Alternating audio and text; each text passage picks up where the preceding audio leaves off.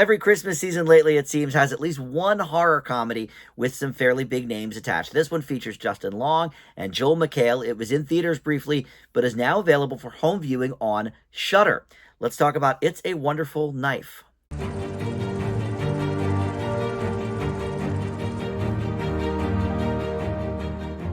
Hey guys, Dan here. This is Dan Reviews It. Welcome to my spoiler-free review for the new film, It's a Wonderful Knife. This is available now on Shudder for your home viewing pleasure if you have that platform. I happened to see it in theaters a couple of weeks ago, but now that it's available at home, figured this would be a good time for a review. It is, of course, based on the 1946 movie It's a Wonderful Life, which plays, basically around the clock this time of year, but before we launch into the specifics, let me welcome you into Dan Reviews It. Thank you for finding this video. We do movie and TV reviews here, and just about every day I try to post something new for you. So always a lot to check out, and I've got playlists on the homepage as well for, if you're looking for something specific, 2023 movie reviews, 2023 TV reviews. I even have a horror movie playlist, and this will be on that, but you can check out the other horror films I have reviewed in 2023 on there too. So please consider subscribing, like this video, share it on your socials, and comment below. All that stuff, of course, helps the channel out.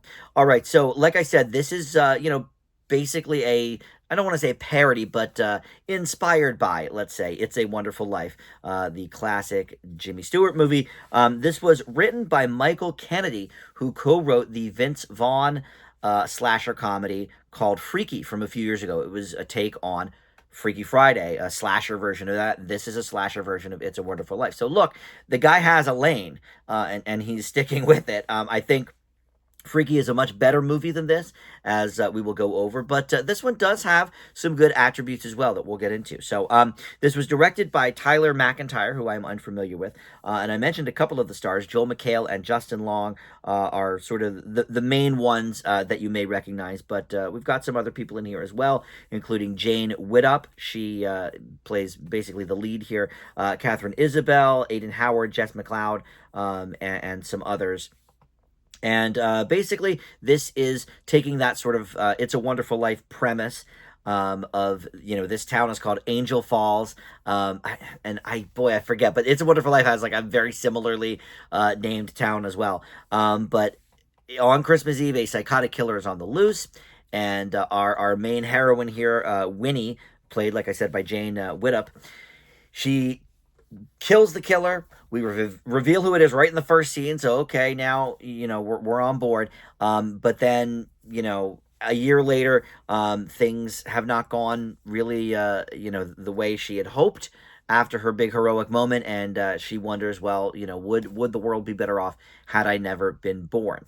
And unlike It's a Wonderful Life specifically, where they're looking at, okay, here's all the people that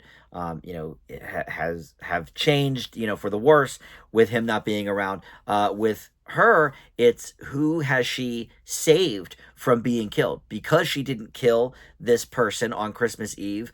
The killer has now gone on a killing spree every Christmas, and so many other bodies have gone by the wayside because of her not being around. So that's basically, the premise here. And yes, of course, we're playing into the It's a Wonderful Life tropes, but also the slasher tropes, the horror movie tropes, all of that stuff.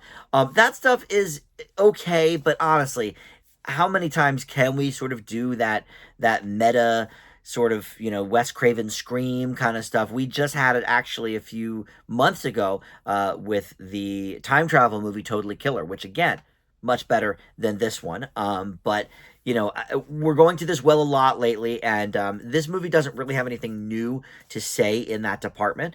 So that's, kind of a wash there. But also, the character development is not really there. We do have her with, her sort of guardian angel, whatever.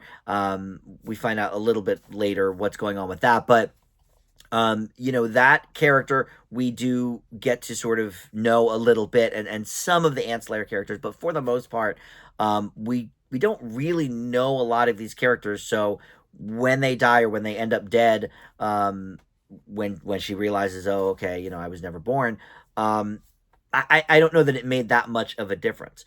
But where this movie excels is the performances for sure. That's, number one. Justin Long is going all in on this like really weird, like Joel Osteen type of preacher slash mayor, or he's some political figure, I forget, but he's got like these crazy capped teeth.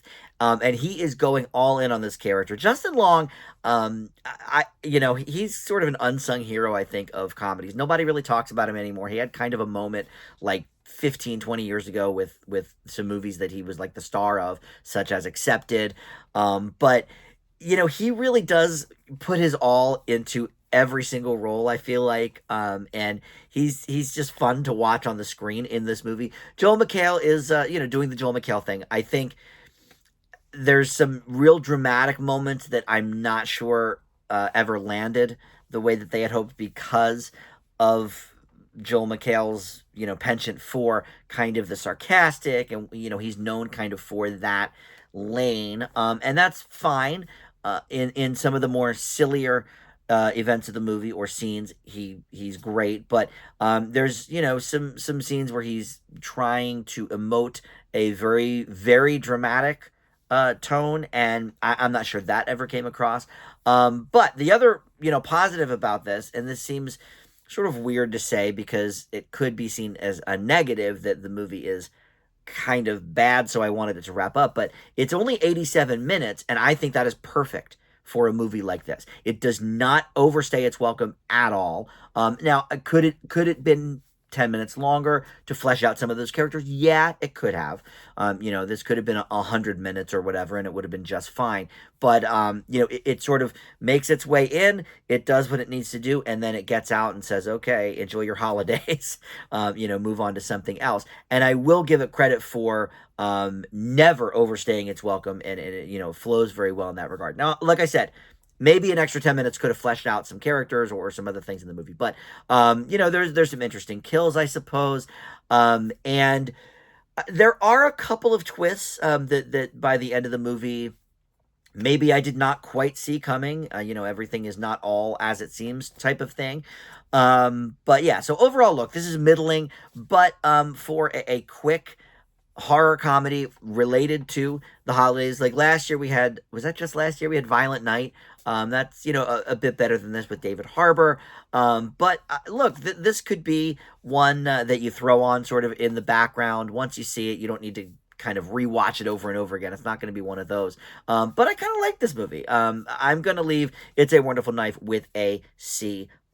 Kind of, skating on that edge, but, Justin Long's performance alone, I think, is enough to bump it up just a wee bit from purely average. So there you go. And you can check that out now. Maybe still playing in select theaters, but it is available on Shudder as well. So thanks for watching, and we'll see you next time on Dan Reviews It.